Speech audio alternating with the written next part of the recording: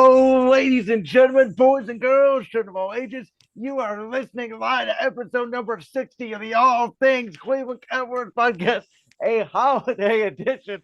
And I'm laughing because literally I watched Joey's headphones right before we started recording this, and I'm not editing this out. So I am welcoming in our good buddy back to the podcast, Joey Snyder. Joey, how's it What going? what's going on, Brandon? I asked Brandon, I said, "Are you coming in hot?" And he's like, "You know what? We'll see." And he came in so hot, he absolutely blasted my headset. And now I got a replacement pair, and it was epic.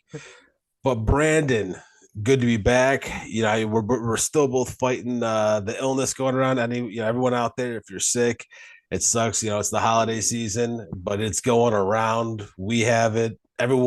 Most people in Believeland have had it, and we hope you get better soon. But something that should make you feel real good right now are our Cleveland Cavaliers. They are on a tear. They are on a streak, Brandon.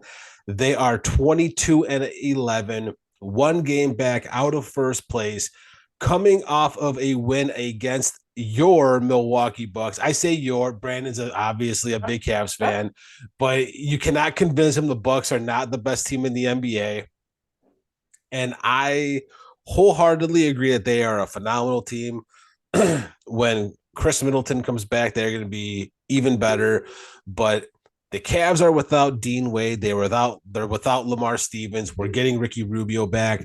I gotta think that that's gonna count for something. And I tweeted this out last night. I said the Cavs are a top 5 team in the NBA. If they beat the Milwaukee Bucks tonight, which was last night, and they did, that I would say the Cleveland Cavaliers are the best team in the NBA right now. And I will say it on air so people could bookmark this, that the Cleveland Cavaliers, as of today, which is December 22nd, the Cleveland Cavaliers are the best team in the NBA. I don't care. I don't want to talk about records. They have the second best record in the NBA. They're one game behind the Bucks, who they just beat, which proves that they can win against good, really good teams. Obviously, they beat the Celtics twice early in the season. Celtics are on a bit of a slide. If the Cavs played in the West, they would be the number 1 seed. That's how good the East is right now. You have 3 teams in the East who would be the number 1 seed in the West. So, Brandon, right now, in your mind, are the Cleveland Cavaliers the best team right now? Are the Cavs the best team in the NBA? When they play the way they played Monday against Utah, yes. The problem I have with declaring them right now the best team in the NBA, really, I don't know if there is a best team, to be honest with you, right now.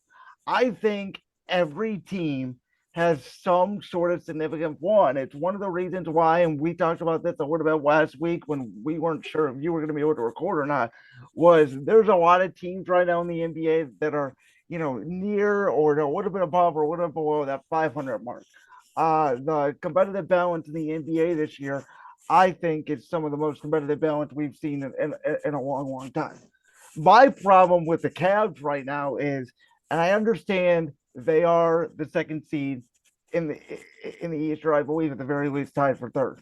But They're tied for second. but there are some nights, some quarters, some games where they just don't play well for 48 minutes. Now, the fact that they're still winning these games and they are able to eke this out, I think shows their ability to do so, like we saw obviously Monday against Utah. But like last night, to me, like that game should have been over by halftime.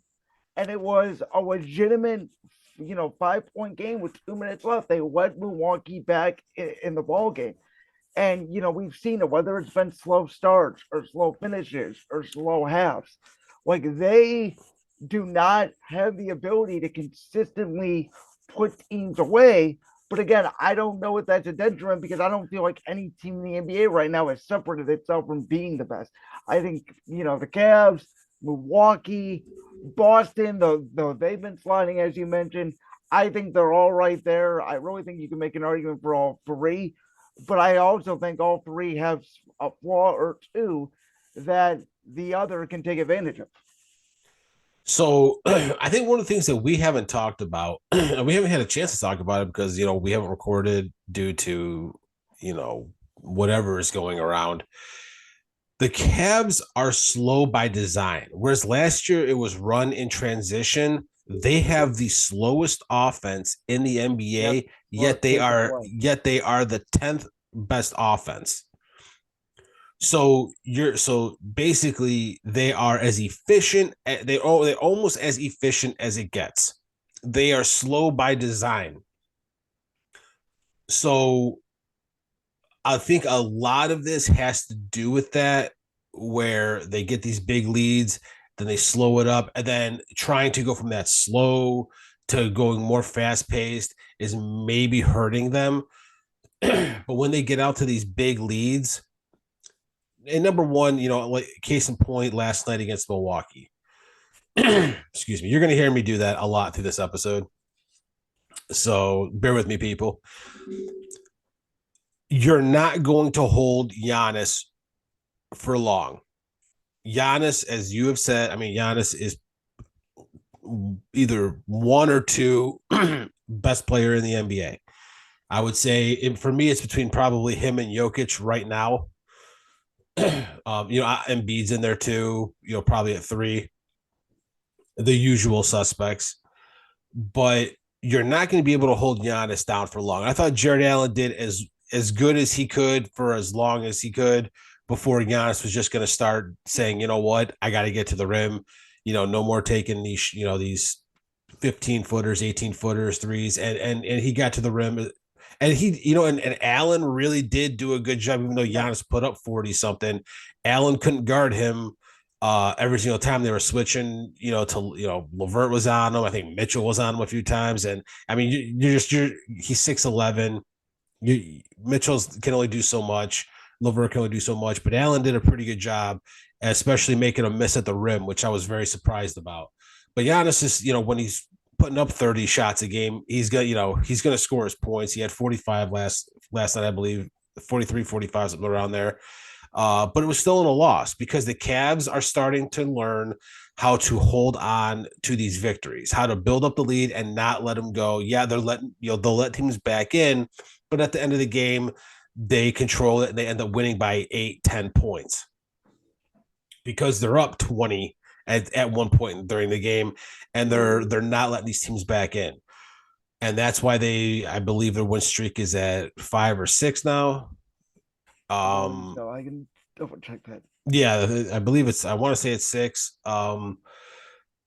They also have the best home record in the They do. NBA. That is one thing they do have. I think that they're going, as the season progresses, as they continue to gel more. And I know we're a third of the way through the season, little, like 2 games over a third of the way through the season. I think that the more and more that they gel, the more and more that they're going to be winning away as well. Their win streak's at 5. The win streak's at 5. Okay. Okay. And for a while there, it was they win one, lose one, win one, lose one, and there's some games they should have won, some games that obviously we let go of. But I mean, 22-11. I mean, Yeah. Well, that's absolutely insane at this point in the season. I had said last week that it was crazy to me that after they had that tremendous 8-game winning streak to start the season, then in their next 20 something games they went like under 500 before this recent 5-game win streak. It was like 10 and 11, and again they were winning 1 or 2 games and then losing 1 or 2 games. But it's I sit here today and I'm thinking like they have won these games. Like it's hard. Again, I think the competitive balance in the NBA now is so good where you're not going to see a team, win 70 games in a season like Phoenix did last year. You could see the number one seed, I think, getting, 55, 56, 57 wins. And I think that this team defensively, they're really good, specifically in the second half. I like to see them sometimes not give up 60 points in the first half and, really play well defensively. I think that sometimes, again, they don't come out the right way. And I don't know if it's coaching or if it's just, whack of playing down the competition, as we talked about. But at the end of the day, I mean, this team is 22-11 and they're second in the conference. Well, in the last few games, they've really been coming out strong. And everyone, if you are listening, I please beg you to bear with us. We're doing our best to not cough. We are surviving this together. We are surviving this episode, but it is an important episode because the Cavs are just playing so damn well, and it seems, and we talked about this last year. We talked about who was going to step up earlier this season, and it seems like early in the year it was Dean Wade. Yeah. He's obviously out now, though. He's out with a shoulder injury. He should be back within the next, I want to say, week and a half. Rubio is going to be coming back very, very soon. I mean, they're talking next couple of games potentially. And Lamar Stevens is out, but he's going to be back very soon as well. And he had a really good run the last few games before he got hurt.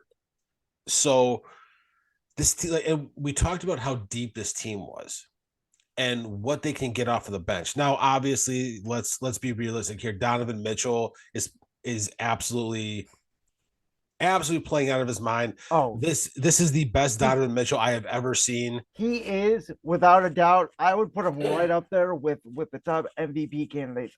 You could make a legitimate argument to me. Donovan Mitchell's the leading MVP candidate right now. If it wasn't, if it wasn't so biased and slanted towards stats, I would say the most valuable player for a team right now is Donovan Mitchell on the Cleveland Cavaliers. I think the Cavs, you can make an argument that out of the playoff level, for 7, 8 teams that have made a jump this year, the Cavs have made the biggest jump, and a lot of it has to do because of Mitchell. Oh, yeah, I agree 100%. And if I'm being 100% honest, me and you loved the Mitchell trade when we got him. But I don't think either of us really. We keep saying this every week. I mean, yeah, I don't think we fully understood the impact that he was going to have on this team. And he's doing it game in, game out. It seems like the only time that he's not having 30 35-point games are the games we're blowing teams out and he doesn't have to play 35 36 minutes. And one of the either that or there's been 1 or 2 cold games here and there, but it feels like when he's not getting it going, then Darius Garland's the one that'll go 35 or 40. Yeah, I mean, Garland's had a 40-point game this year. Garland, and even it seems like even the games where Mitchell's going for 35, you have Garland going for 22 and 10 or 20 and 11. And then Mobley will give you his 15 and 10, and Allen seems to give you somewhere between 10 and 15. Allen's giving you his usual. Last night I think Allen was like 18 or 19 and 12. So I want to talk about. We got to pivot for a minute because we got to talk about this. Okay, I'm listening. I am a little bit down right now on Evan Mobley. Okay. I don't believe he is playing to his potential. I think right now you have Mitchell and you have Garland who are running the offense. Mitchell more than Garland, if you really want my opinion. I think Jared Allen is doing what we always knew Jared Allen was going to do. And it just seems like Evan Mobley doesn't quite seem to know where to be or where to go. And he's not using his athleticism the way that I have been banging on the freaking door for him to do since last year. Well, and we talked about this a little bit, right? Is with Jared Allen in the middle, does that not stunt, but does that prohibit Mobley a little bit because Allen is taking up so much and doing so much in the middle? And I had said last week, when Josh Unger came in here and filled in for you, that I'm a little bit more shocked personally that Mobley hasn't spent a little bit more time not on the wing per se, but on the outside, shooting a little bit more jumpers. I think going into last week, they said on the broadcast, I don't remember if it was the Oklahoma City game or one of those Saturday night games, that he only had attempted like 8 threes or something like that going into the game. And to me, if you're gonna have JA dominate the paint like that, like Mobley can't take advantage and he can hit that outside shot, which to me would open up the lane then even more for when he goes to drive and shoot and take advantage of it that way. And that's one of the things is it seems a lot of the times that you have Garland up top and Allen coming in and trying to figure out the pick and roll, or Allen and uh Mitchell. Mitchell. And then I'm just like, okay, well, where's Mobley? But when Mobley comes in, he does it's kind of like he's doing the same thing as Allen, but not as well. And that is noticeable. Exactly. He's not he when he grabs a rebound, I mean his hands are at the top of the backboard. Yeah.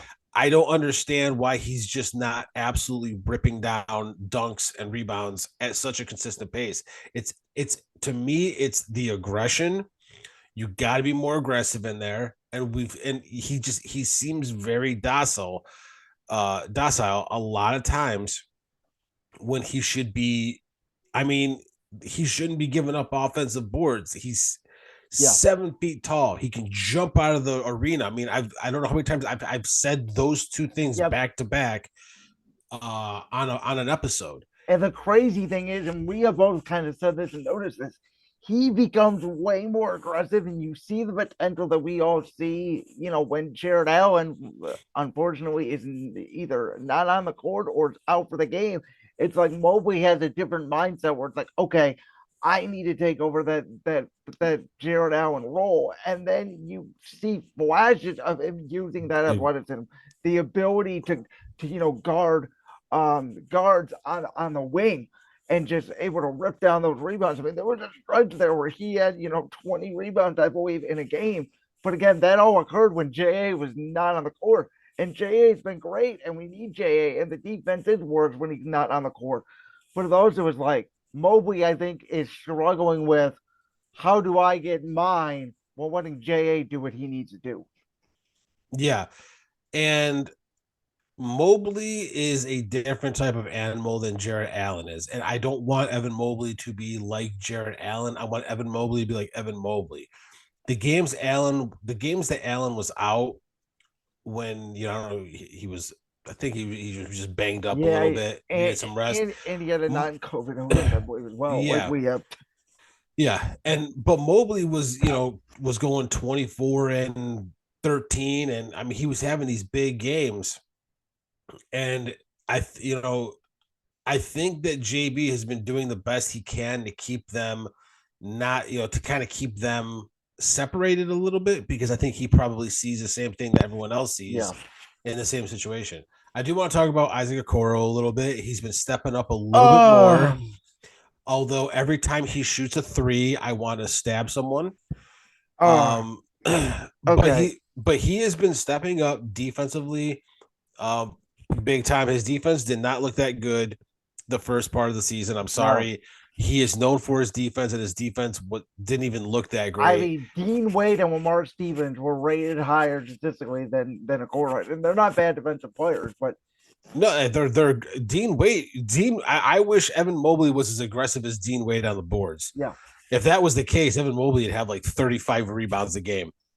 I mean, Dean Wade gives you everything he has game in, game out. He bangs in there. He's 6'8". He can hit the three. I love Dean Wade. He's not gonna, he's not gonna be a superstar, but I mean, that is a kid who I think can be, six man and up for six man at some point in his career.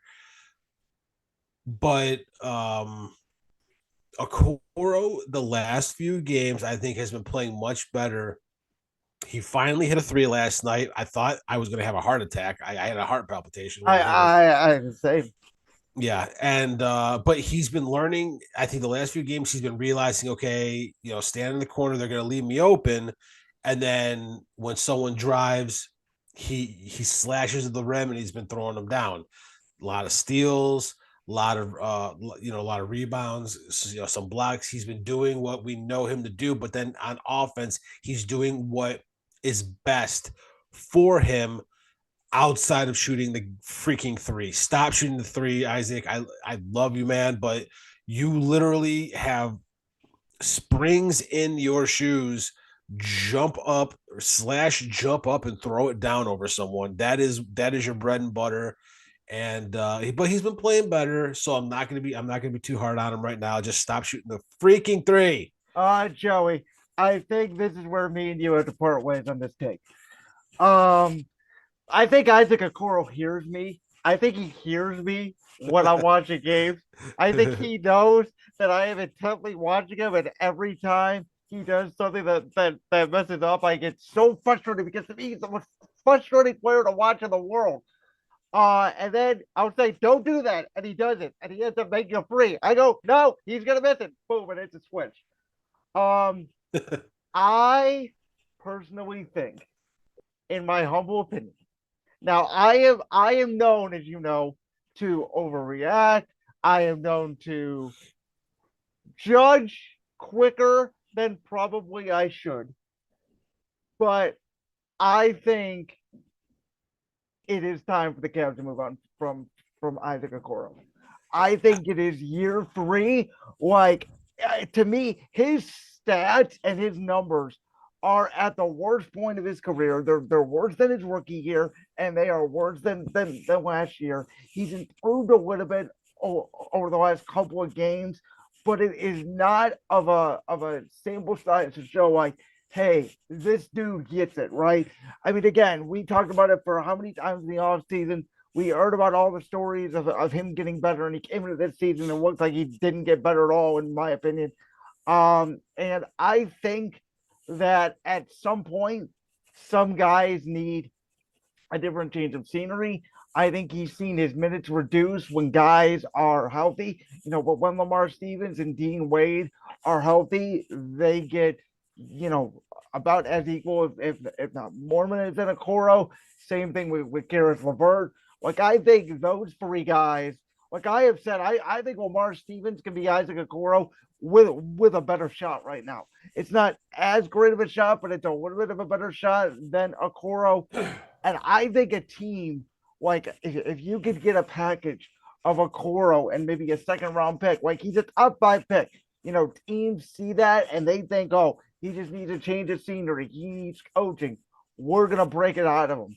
Like if you want to critique one thing about this Cavs team, to me right now, what they are missing is what we still have been saying since the offseason, which is a 3-and-D type player that can not only knock down threes but defend. And I think you could get that for somebody like Okoro, who, to me, like I said, when Lamar Stevens and Dean Wade are healthy and you add Gareth Levert into that too, like I don't know how many minutes he's going to get. Well, I think that you know what, I don't disagree with you. I agree with you 100%. I think that it is time for the Cavs to part ways with Okoro. It's not because I don't like Okoro. If I'm being 100% honest, it's because I don't. When Dean Wade and Lamar Stevens are healthy, except in like the last 5 seconds of a game when you're looking for a defender, and Stevens can fill that role. Stevens can get to the rim better. Stevens does have a little bit of a better shot. I don't think Okoro's being given the opportunities to really show what he has worked on because he's just not getting the minutes. And I just think a change of scenery would be good for Isaac Okoro, going to a team that's going to allow him to play 26 to 30 minutes a game. The question is there a team out there that needs that? Because I'm going to be completely honest here. As of right now, I'm not trading Karis LeVert. I'm not trading Kevin Love. And we kind of talked about this a little bit when we had Emmett Golden on, three weeks ago. And and he said, you know what, you don't want to put names on anything. Well, I don't really know who's going to be available, but the trade deadline isn't be coming up here pretty rapidly. I mean, it's about 6 to 8 weeks away if you want to benchmark it. It's just about 6 weeks away because this year's already over for me. Except Yeah, I will let me once Christmas hits, the year's over. I hate that I'm from the 26th to the 30th. I hate the year. I just want to get into the I next. agree with I you. just want to get into the next year.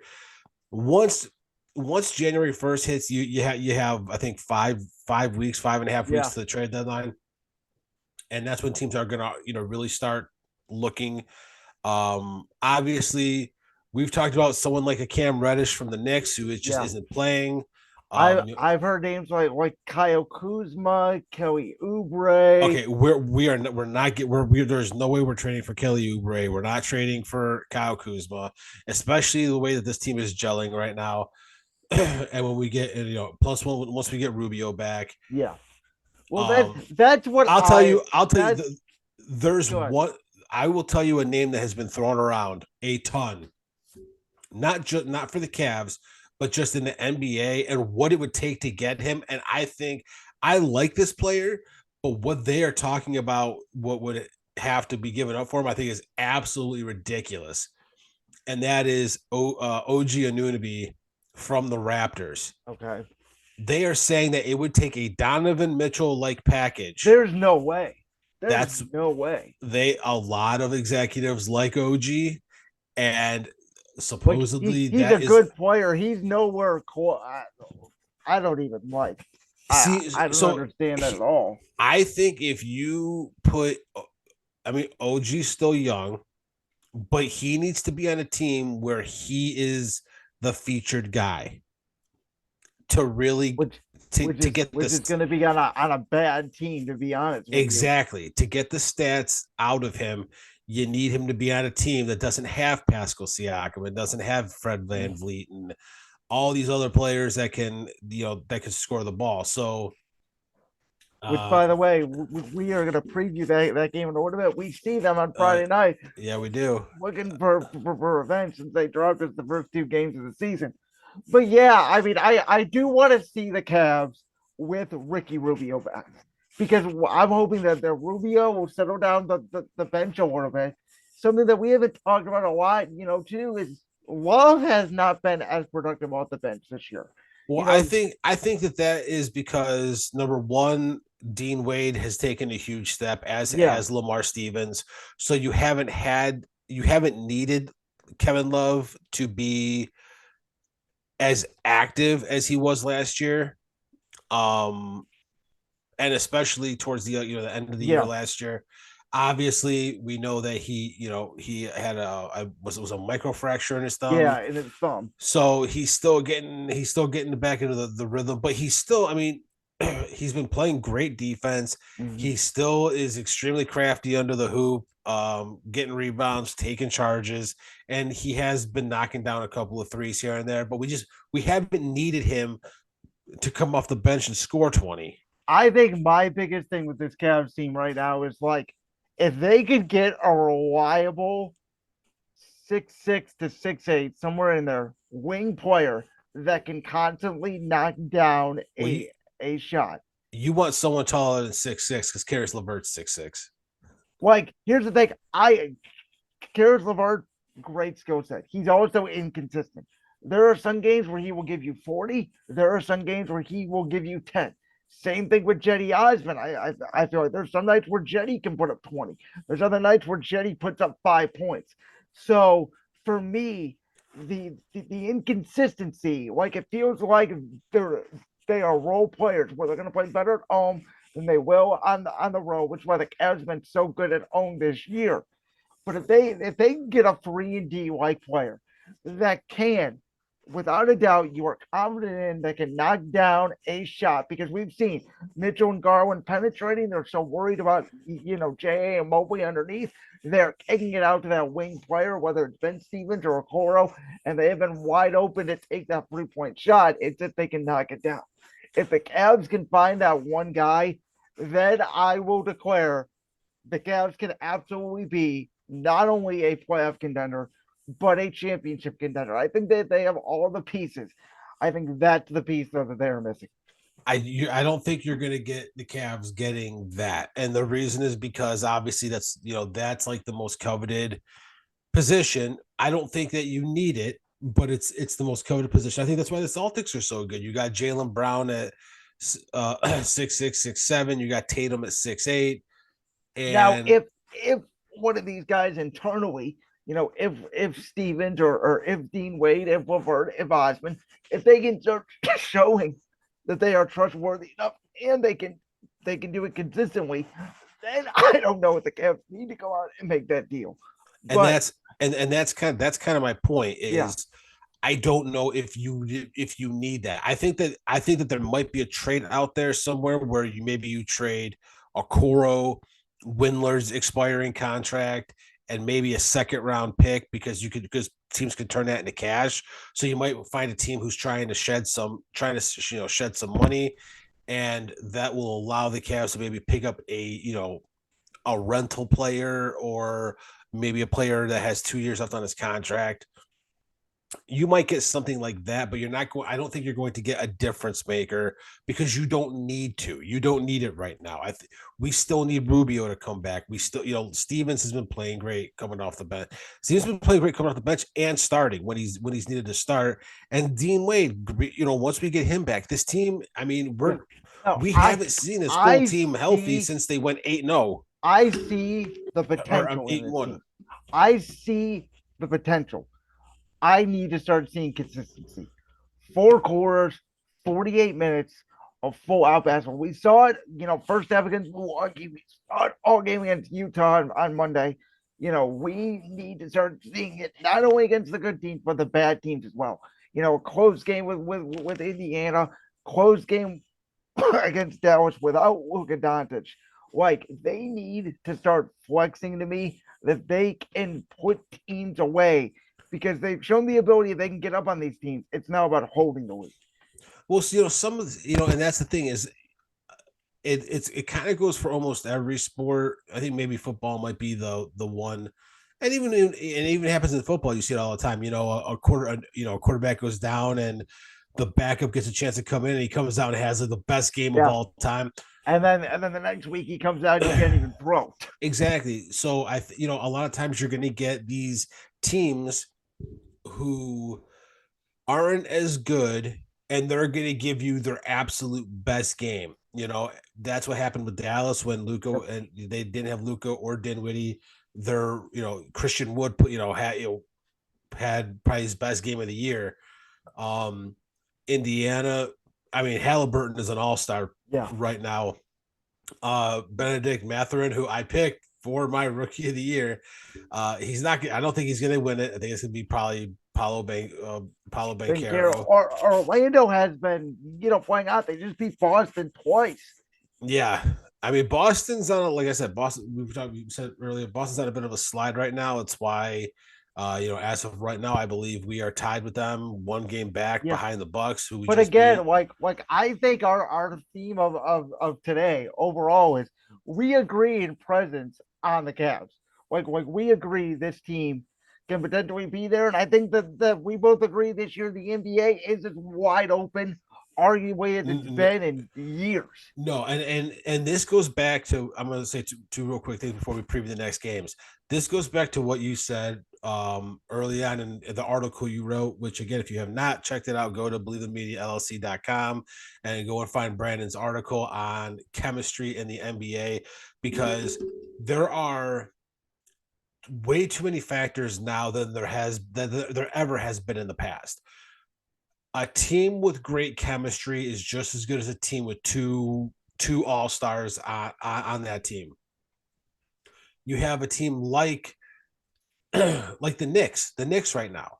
Yeah, they have Julius Randle, but Jalen Brunson has been playing well. They have guys stepping up like Emmanuel quickly, and they've been on this huge tear lately. Like, who would have thought the Knicks are they're in the playoffs right now, and it's a lot that has to do with chemistry, and teams with good chemistry are just as good as teams with stars. You can have 5-6 men of the year on the court, candidates on the court, and if they gel well together, they will beat teams with stars who are Yeah. struggling. So right now, the Cavs, I think they're gelling very well. They still have more to go. but they're gelling very well right now. And we have to remember too, and I'm saying we, but I'm mostly talking to me because I know that you know this, that it is not even Christmas yet. You know, the unofficial start to the NBA season is Christmas Day. And as you mentioned, I think one of our big weapons has not even taken the court yet this year, and that being Yeah, Ricky Rubio. and I So with think go ahead. well, and like I said, we we lost the first game to Toronto, and I literally blame that on the fact that Darius Garland Darius Garland. Yeah. got his eye ripped out. The team just didn't recover because it was a close game. I think it was a one possession game. We lost by, unless I'm mistaken. I Oh, believe it was a 3 point game. okay, 3 point game. But after that, we ripped off 8 in a row, Yeah. and but that was because we had every person healthy. There Yep. were no injuries besides Ricky Rubio, who obviously we knew And about, they haven't been healthy since. and they haven't been healthy since. And and that's when they get Stevens back and they get Wade back and they get Rubio back. Now you're looking at a team that's like, oh my god, like I have even gone and tried and looked at this team and gone, okay, who could we possibly make a trade for? I'm not willing to part with any of these guys because I don't know who's going to be available, and I'm not going to make the assumption and be like, okay, well, how about we do this, this, and this for this person? Because Yeah. it doesn't make sense because you're then weakening your bench, which I think at the end of the season you're going to really, really need to rely on because you're going to have all these teams that are going to be running these players out, going to be tired as hell, but you're going to be fresh because you're running 11, 12 people Yeah, deep. no, that's a great point. Well, But I will speaking say of, go ahead. the Cavs right now, in my opinion, as I started it and as I'm going to end it, as of today, are the best team in the NBA. I am not willing to go that they are the best. Just take the leap, Brandon. I'm willing to say that they are in the top three.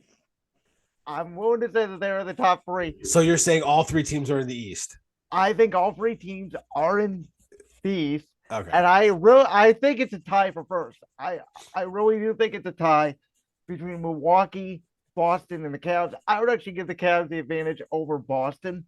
The only reason why I'm sticking with Milwaukee is because they have Giannis. Like that in terms of team, Yeah, and Giannis, we have Donovan Mitchell. yes, the Cavs do. We couldn't say that last year. No. So and this is my point. We have Darius Garland, all-star. We have Jared Allen, all-star. We have Evan Mobley, who, when he plays to where he should be playing, is damn near unstoppable. We have one of the deepest benches. We have Ricky Rubio coming back. And we have a bona fide superstar, Donovan Mitchell, who can put, if you need him to score 25 and dish out 10, he'll do it. If you need him to score 40 and take the game over, he could do that. We didn't have that last year. The Bucks have Giannis. We have Donovan Mitchell. Wants to score 45, Donovan can score 45 too. Don't come in here and tell me like, okay, well, they got this person. We got a bona fide stud. He is playing like it is 1995 and he is Michael freaking Jordan. So you cannot come in here and say that, well, they got Giannis. They don't got Donovan. Well, we got Donovan Mitchell. All right, well, Joey, I'm going to transition and see if Donovan Mitchell can keep up that Michael Jordan-like pace because the Cavs are looking for revenge against the Toronto Raptors on Friday, 2 days before Christmas. And, you can't pick against the Cavs at home right now. Last week, we previewed 3 games. It was the Dallas game, it was the Utah game, it was the Milwaukee game. I said the Cavs were going to win all 3. I was right on that. They blew out Utah, which I did not expect. I was happy to see. And I think the Cavs are going to continue. This will be game 5 of the 6-game homestand. I think they're going to kick this off, and I think they're going to 5-0. And I'm feeling pretty good. I think 8 to 10 point victory, maybe even more. I think they come out. I think they beat Toronto Friday night. I do too. I think this is basically the same situation as the Bucks. The Raptors took the first 2 games, and the Cavs are going to come out swinging.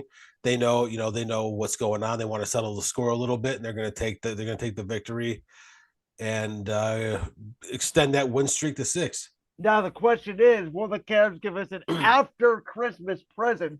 Because they will be at home the day after Christmas, taking on Kevin Durant and the Brooklyn Nets. And I think the Cavs are going to come in here the night after Christmas. Who knows? You know, everybody may be full of energy. Everybody may be a little bit stuffed from Christmas dinner. Regardless, I think the Cavs smash Brooklyn. Ooh, I think this is a complete smashing. You know how I feel about Brooklyn. I said it going into the year. I realized they've been playing a little bit better as of very late. a lot better. As of late, I believe they're on an 8-game win streak right yeah. now. But as we just talked about, to me, and I believe they play Milwaukee tonight, if I'm not mistaken, or maybe it's Christmas Day. But I believe that they will get a test against Milwaukee, and that they will not be ready for this Cavs team. That will come in fresh, and they will put the beat down on Brooklyn. Oh, see, this is a tough one for me because with the way Brooklyn's playing right now, it's hard to bet against Brooklyn. But I will say this: I think that when you're trying to game plan for the Cavs, you have to account for Donovan Mitchell, and then you have to account for Darius Garland. Then you have to account for Jared Allen. I don't think the Nets, and then obviously we have to account for Kevin Durant, Kyrie, Ben Simmons, who obviously is not going to take a shot, but uh, can rebound and get assists and blocks and steals. But I think the Cavs are going to squeak this one out very close. I think maybe a 2 or 3 point victory. It's going to be back and forth, back and forth at the end. With Brooklyn following the Cavs, Cavs knocking down the free throws, and they're going to squeak that one out as well. Okay, so this is interesting. So I just looked it up. Brooklyn does play Milwaukee tomorrow night, but then they are off until they play us. So they have 3 days off coming into Cleveland. Regardless, hopefully they're rusty. I don't like Brooklyn's dynamic. I don't think it's gonna work. I don't care if they're on in 8 game win streak. Everybody on this podcast already knows my feelings around that team and everything that's went on in the Ben Simmons situation. I think the Cavs are just a better team, flat out, and I think they will flex their muscle Monday night. That I like your confidence.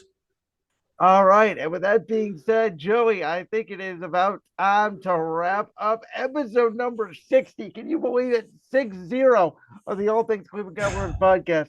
Even though it felt like we haven't been able to talk normal since like episode 55. Yeah, it's been rough here at ATC, trying to get over being sick. It seems like we heal up for a day and then we're right back to being sick. But man, I'll tell you what makes everything better is a Cavs victory, and I think we're gonna see 2 more before the next time we meet up the next week, talking more, talking all things Cavaliers. Brandon, I've been saying this a lot lately on social media, and I think you know what it is. Let's go ahead and give the people what they want. Well, in an attempt to not blow your second pair of headphones out today, let no. And happy holidays.